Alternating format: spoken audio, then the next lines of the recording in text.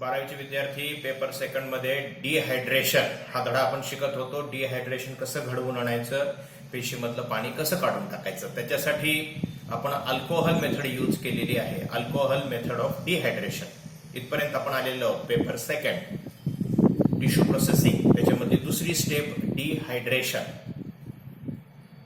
तर डिहायड्रेशन करण्यासाठी 3 पदार्थ आपण वापरतो: अल्कोहोल, एसिटोन, डायऑक्झेन. या तिन्हीपैकी सर्वात जास्त वापर कशाचा आहे? अल्कोहोलचा. आणि डिहायड्रेशन कसं घडवून आणतो आपण? We take ascending grades of alcohol. अल्कोहोलचं वाढत जाणारं प्रमाण आणि त्याच्यामध्ये टिश्यू आपण अगदी थोडा वेळ, काही मिनिट बुडवून ठेवतो. इथपर्यंत आपण बघितलेलं आहे. आपण हे पण बघितलेलं आहे की शेवटीला आपण टिश्यू 100% अल्कोहोलमध्ये बुडवून ठेवलेली आहे. आणि 100% अल्कोहोल, ज्याला ऍब्सोल्यूट अल्कोहोल म्हणतात, त्याच्यामधून टिश्यू बाहेर काढल्यानंतर आपल्याला काय करायचं आहे? हे ओळखायचं आहे की त्या टिश्यू मधलं सगळं पाणी निघून गेलं आहे का. We have to know about complete dehydration. Tissue मधलं पूर्ण पाणी निघून जाणे, कम्प्लीट डिहायड्रेशन. आणि याच्यासाठी आपल्याला एक टेस्ट करायची आहे. A laboratory test is done to know whether dehydration is complete. आणि त्या टेस्टचं नाव आहे कॉपर सल्फेट टेस्ट. काय नाव आहे? Copper sulphate test. कशी करतात? सुरुवातीला थोडं मराठीत सांगतो तुम्हाला. एक काचेचं बिकर घ्यायचं आहे आणि त्या काचेच्या बिकरच्या बुडाला आपल्याला कॉपर सल्फेटची पावडर घ्यायची. कॉपर सल्फेटची पावडर ही पांढऱ्या रंगाची असते. आणि त्याच्यावरती एक फिल्टर पेपर ठेवायचा आहे. काय ठेवायचं आहे? एक फिल्टर पेपर. तर एक बिकर घेतलंय, त्याच्या बुडाला कॉपर सल्फेटचा एक थर दिलाय, कॉपर सल्फेटची पावडर टाकली आहे, त्याच्यावर एक फिल्टर पेपर ठेवलाय. आता आपण टिश्यू जी शेवट कशात बुडवली होती? 100% अल्कोहोलमध्ये. त्या 100% अल्कोहोल मधून टिश्यू बाहेर काढायची आहे, ब्लॉटिंग पेपरनं पुसायची आहे. आणि ती टिश्यू आपल्याला, हा जो आपण कॉपर सल्फेट घेतलेला आहे, त्या बिकरमध्ये ठेवून द्यायची आहे. म्हणजे त्या फिल्टर पेपरवरती ठेवून द्यायची आहे. You have to keep the tissue in the beaker which is containing copper sulphate powder. Copper sulphate असलेल्या ठिकाणी ठेवून द्यायची आहे आणि थोडा वेळ वाट बघायचा आहे. जर टिश्यू मध्ये पाणी शिल्लक राहिलं असेल तर ते पाणी त्या फिल्टर पेपर मधून कॉपर सल्फेट पावडर मध्ये जाऊन मिसळतं. टिश्यू मध्ये जर काही पाणी राहिलं असेल तर ते काय होतं? त्या टिश्यू मधून निघतं, त्या फिल्टर पेपर मधून कॉपर सल्फेट मध्ये जाऊन मिसळतं आणि त्या ठिकाणी कॉपर सल्फेटचा रंग निळा होतो. कसा होतो? निळा. समजलं? आणि अशी जर पोझिशन आली तर तुम्ही असं म्हणायला हरकत नाही की डिहायड्रेशन पूर्ण झालेलं नाही, टिश्यू मध्ये अजून पाणी शिल्लक आहे. राईट? जर निळा रंग आला त्या बिकर मध्ये, निळ्या रंगाच्या कॉपर सल्फेट पावडरचा रंग बदलला आणि निळा झाला, तर असं म्हणायचं डिहायड्रेशन पूर्ण झालेलं नाही. मग अशा वेळेस आपल्याला पुन्हा एकदा डिहायड्रेशन करावं लागेल. म्हणजेच पुन्हा एकदा 40% अल्कोहोल, 60%, 70%, 80% आणि 100% अल्कोहोलमध्ये पुन्हा प्रत्येक बिकरमध्ये टिश्यू बुडवून घ्यावी लागेल. समजलं? आणि जर निळा रंग आलाच नाही कॉपर सल्फेटला निळा रंग आलाच नाही, तर डिहायड्रेशन पूर्ण झालेलं आहे. Dehydration is complete. This is called as copper sulphate test for to know about complete dehydration. Now I will tell you in English how to write. The test done for complete dehydration is copper sulfate test. Take a glass beaker, take copper sulfate powder at the bottom of the beaker, keep a filter paper over it, pick up the tissue from 100% alcohol with forceps, mop it with blotting paper. Now keep the tissue on the filter paper of copper sulfate beaker. Result: if the copper sulfate powder turns blue, dehydration is not complete. If blue color is not developed, dehydration is complete. Right? This is called as copper sulfate test. To know about complete dehydration. समजलं? Sir dehydration हा धडा या ठिकाणी संपलेला आहे. Dehydration मध्ये 3 प्रश्न दरवर्षी विचारले जातात. Define dehydration, name the dehydrating agents. Dehydration म्हणजे काय? डिहायड्रेशन साठी कुठले रासायनिक पदार्थ वापराल. Number 2, write the procedure of dehydration. डिहायड्रेशनची प्रोसिजर सांगा. किंवा number 3, write a test to know about complete dehydration. आता सांगितलेली जी टेस्ट आहे त्याच्याविषयी प्रश्न असतो की डिहायड्रेशन पूर्ण झालंय का नाही याची माहिती होण्यासाठी कुठली टेस्ट कराल. तर टिश्यू प्रोसेसिंगच्या 2 स्टेप्स आपण बघितलेल्या आहेत. Fixation, dehydration. Right. Now I will tell you something about decalcification.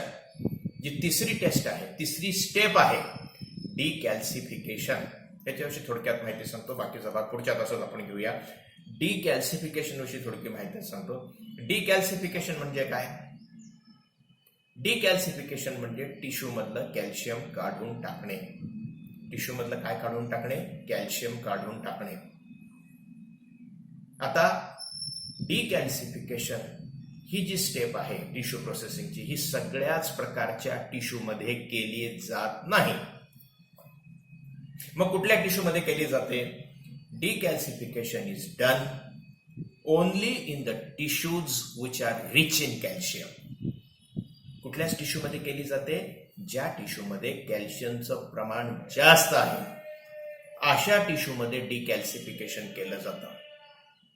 कुठल्या टिश्यू आहेत त्या? Which are the tissues rich in calcium? Bones and cartilage tissue.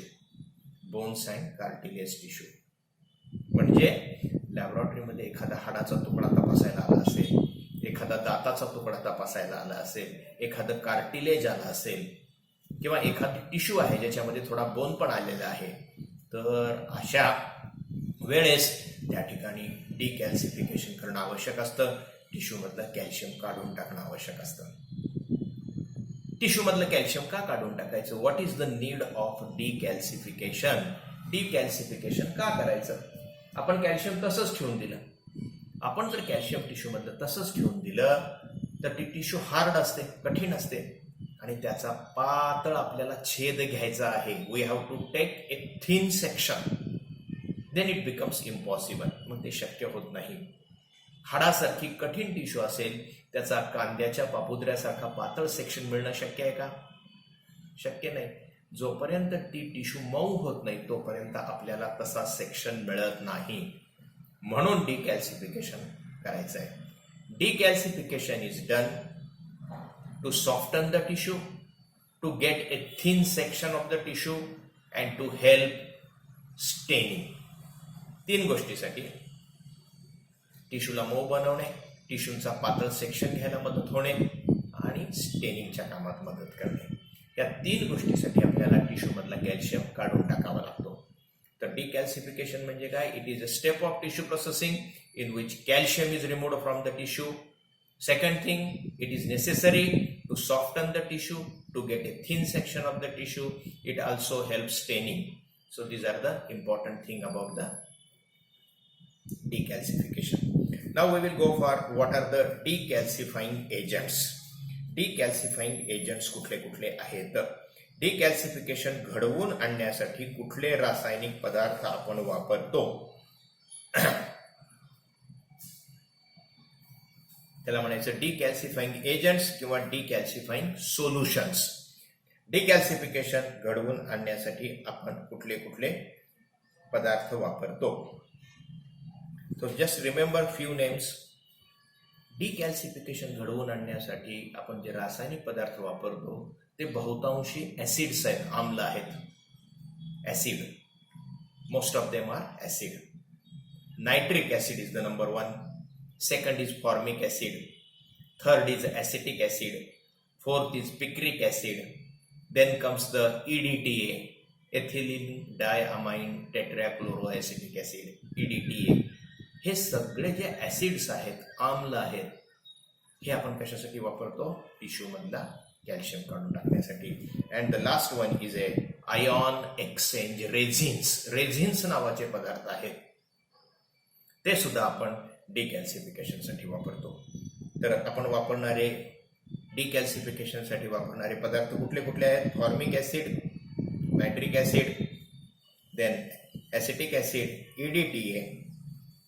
पेरिनीज fluid नावाचा एक पदार्थ आहे, पेरिनीज फ्लुइड, तो पण आपण कशासाठी वापरतो? डिकॅल्सिफिकेशनसाठी. आणि आयॉन एक्सचेंज रेजिन्स ही नावं पण लक्षात ठेवा. अमंग ऑल दीज, ह्या सगळ्यापैकी the most commonly used decalcifying solution is nitric acid. लक्षात ठेवा, डिकॅल्सिफिकेशनसाठी सर्वात जास्त वापरण्यात येणारं सोल्युशन कुठलं आहे? Nitric acid. गाळलेल्या जागा जोड्या लावामध्ये विचारतात. Which is the commonly used decalcifying solution? Nitric acid. And which is the anticoagulant which is also used for decalcification? सांगा. Which is the anticoagulant which is also used for decalcification? Anticoagulant पण आहे आणि decalcification साठी पण वापरतात. Answer is EDTA. Answer is EDTA. Okay. तर decalcification म्हणजे काय? डिकॅल्सिफिकेशन का करतात आणि डिकॅल्सिफाईंग एजंट याची माहिती घेतली. उद्याच्या तासामध्ये आपण प्रोसिजर ऑफ डिकॅल्सिफिकेशन घेऊया.